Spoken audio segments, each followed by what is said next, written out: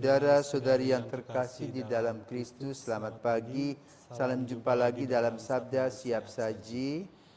Selasa 11 Februari 2025, hari biasa pekan keempat, warna liturgi hijau.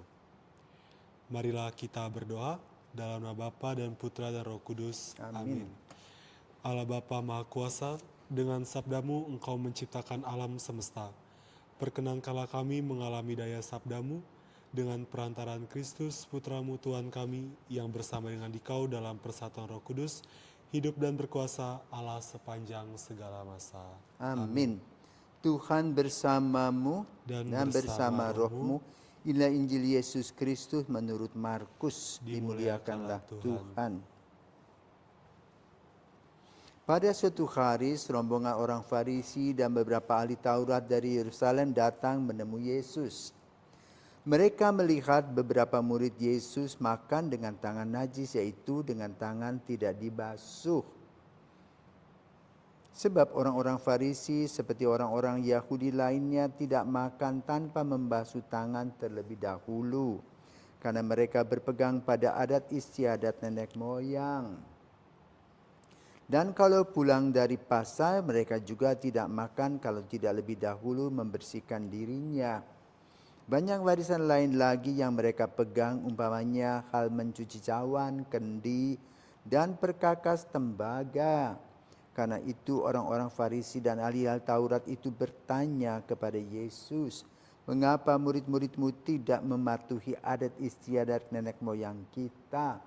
Mengapa mereka makan dengan tangan najis?" Jawab Yesus kepada mereka, "Benarlah nubuat Yesaya tentang kamu, hai orang-orang munafik, sebab ada tertulis bangsa ini memuliakan aku dengan bibirnya, padahal hatinya jauh daripadaku. Percuma mereka beribadat kepadaku, sebab ajaran yang mereka ajarkan ialah perintah manusia. Perintah Allah kamu abaikan untuk berpegang pada adat istiadat manusia." Yesus berkata kepada mereka, "Sungguh pandai kamu mengesampingkan perintah Allah, supaya kamu dapat memelihara adat istiadatmu sendiri. Karena Musa telah berkata, hormatilah ayah dan ibumu, dan siapa yang mengutuki ayahnya atau ibunya harus mati. Tetapi kamu berkata, kalau seorang berkata kepada bapa atau ibunya, apa yang ada padaku yang dapat digunakan untuk mempemeliharaanmu, sudah digunakan untuk kurban, yaitu persembahan kepada Allah, maka kamu membiarkan dia untuk tidak lagi berbuat sesuatu pun bagi bapa atau ibunya. Dengan demikian sabda Allah kamu nyatakan tidak berlaku demi adat istiadat yang kamu ikuti, dan banyak hal lain seperti itu yang kamu lakukan." Demikianlah sabda Tuhan. Terpujilah Kristus. Selamat pagi Romo. Pagi.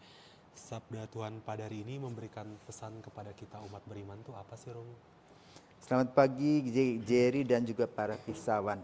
Sebelum masuk dalam jawaban itu ya, saya hanya mengingatkan bahwa hari ini adalah hari orang sakit sedunia. Memang dalam liturgi kita akhir-akhir ini seperti penampakan Maria di Lourdes itu dihilangkan. Entah alasannya apa, saya tidak tahu. Dimasukkan pada hari biasa, tetapi Paus masih mengirim surat kepada orang-orang sakit sedunia. Ya. Karena sakit merupakan bagian dari kehidupan. Dan merupakan juga bagian dari penderitaan yang Yesus alami, dan kemudian Yesus menyembuhkannya. Nah, hari ini kita mendengarkan dua hal secara sosiologis. Satu, adat istiadat, yaitu berasal dari kebiasaan. Yang kedua, secara teologis, relasi antara manusia dengan Tuhan yang harus diekspresikan hidup antar sesama dalam cinta kasih. Maka kadang-kadang dua hal ini yang seharusnya sejajar, tidak sejalan. Tata aturan yang dibuat Musa, pertama seperti yang kita baca dalam Putra Sirak, ya, dalam ajaran Musa, hormatilah ayah ibumu itu ada dalam 10 perintah Allah. Tapi banyak orang anak-anak setelah besar lupa akan orang tuanya. Mereka sibuk. Ya. Karena itu boleh katakan urusannya ayah dan ibu seperti ini. Uang ayah dan bapak adalah uang anak. Tapi uang anak belum tentu uang ayah dan uang ibu. Ini sudah ada pergeseran. Yang kedua mengenai adat istiadat. Ya. Dalam tata aturan hukum Taurat, banyak hal yang digariskan. Maka kita bisa baca dalam Pentateuch. Bagaimana makan, bagaimana caranya, apa yang dimakan. Ya. Jadi yang disampaikan oleh Musa sebetulnya berkaitan dengan masalah kesehatan atau higienis. Kalau orang tidak cuci tangan, bisa bakteri nempel di tangan. Lalu makan, bakteri itu masuk dalam tubuh kita dan menjadi sakit. Tetapi kemudian mereka mengejanya atau memasukkan pandangan baru seolah-olah kalau tidak cuci tangan itu najis. Artinya tidak sesuai dengan kehendak Allah. Allah lah yang dijual. Maka lalu kalau tidak melakukan hukum itu ada dendanya. Jadi boleh katakan dipolitisasi. Ya. Pandangan atau ajaran Musa yang berkaitan dengan masalah higienis. Nah, para murid mungkin dia sudah cuci tangan di tempat yang lain dan tidak harus dilihat orang. Tapi mereka mengamat-amati ketika memetik itu mesti tangan dulu di depan muka mereka. Tidak penting itu. Yang penting para rasul itu, para murid Yesus itu tahu ilmu kesehatan bagaimana. Itu sesuai dengan adat istiadat. Misalnya membuang sampah tidak pada tempatnya itu salah. Bukan dosa. Ya, tidak ada urusan dengan Tuhan sebetulnya. Tapi itu merusak lingkungan dan alam. Jadi antara adat istiadat dengan ilmu ketuhanan itu campur baur. Yang berkaitan dengan kesehatan dihubungkan dengan najis dan haram. Nah, ini tidak betul. Maka Yesus mengkritisi semua itu artinya apa? Supaya apa yang digariskan Musa itu ada pada tempatnya. Yang berkaitan dengan hal-hal sosiologis, ya dia hal sosiologis. Berhubungan dengan kesehatan, ya kesehatan. Tidak ada urusan dengan najis dan haram, itu melawan kehendak Tuhan, tidak ada. Maka harus berpikir dengan akal sehat. Karena itu dalam 10 perintah Allah, kemudian Yesus menerjemahkannya menjadi hukum kasih.